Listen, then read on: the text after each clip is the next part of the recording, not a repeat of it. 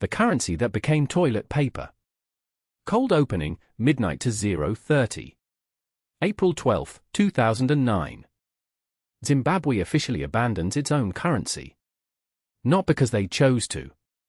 Because it had become physically worthless. At the peak of hyperinflation in 2008, a single loaf of bread cost 200 billion Zimbabwean dollars. 200 billion. For bread. By the time the government admitted defeat and switched to the US dollar, the currency had lost 99.99% of its value in less than a decade. This isn't a story about bad luck. This is a story about a central bank printing money like it was going out of style, because the government made it.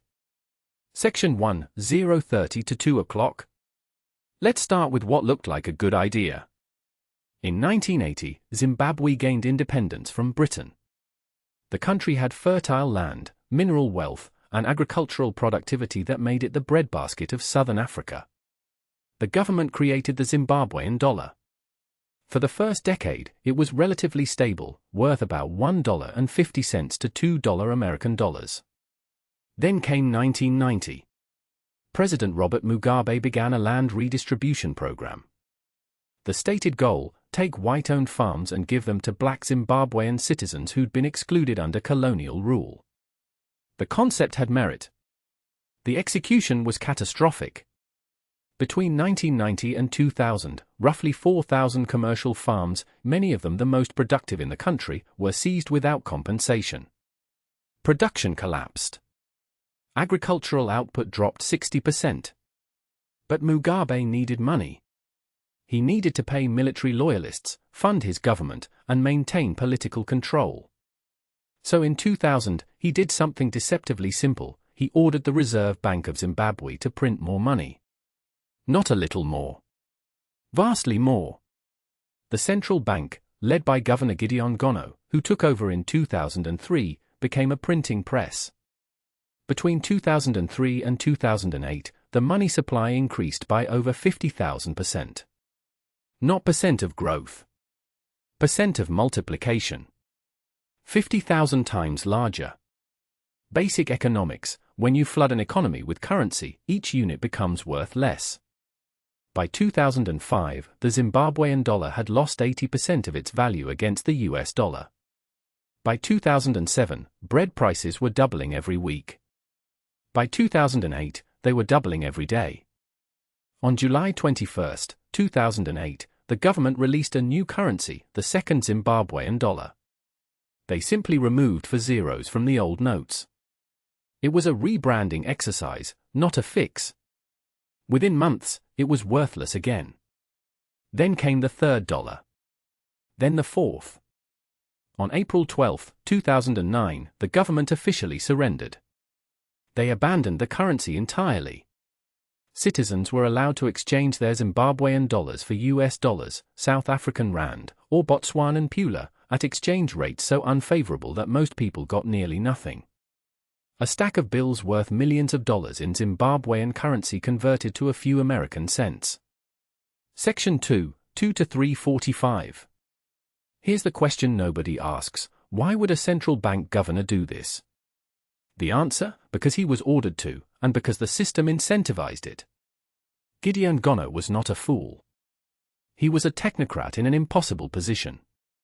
When you're the head of a central bank and the government is essentially insolvent, it can't pay its bills, it can't fund its military, it can't stay in power, you have a choice. You can refuse, and be fired or worse. Or you can print. Gono chose to print. And in the short term, it worked. The government had cash. It could pay salaries. It could stay afloat. The cost, accelerating inflation, was paid by ordinary citizens, not by the political elite. This is the mechanism of monetary collapse. It's not an accident. It's a policy. And it happens when a government faces a choice between immediate political survival and long-term currency stability. They choose survival. What Gono and Mugabe didn't account for, or didn't care about, was the point of no return. Once inflation hits a certain velocity, it becomes self-feeding. Businesses stop accepting the currency because they know it'll be worthless tomorrow. Workers demand wages in foreign currency. Savings evaporate overnight. By 2008, Zimbabwe had entered hyperinflation proper, inflation over 50% per month. The International Monetary Fund had warned about this in 2003. Economists had flagged the danger in 2004. By 2006, it was obvious. But the printing continued. Section 3, 345 to 515. Here's what the official history leaves out: Gideon Gono wasn't just a puppet. He was compensated handsomely for his role. While ordinary Zimbabwean savings evaporated, Gono accumulated wealth. He obtained farmland, the same land that had supposedly been redistributed to poor farmers. He lived lavishly while the currency he was destroying wiped out the middle class. When he finally left office in 2009, he was wealthy. The people he'd served were not. This reveals the real mechanism of hyperinflation: it's a transfer of wealth. When you print money, you create new currency that initially flows to whoever spends it first, usually the government and its connected elites.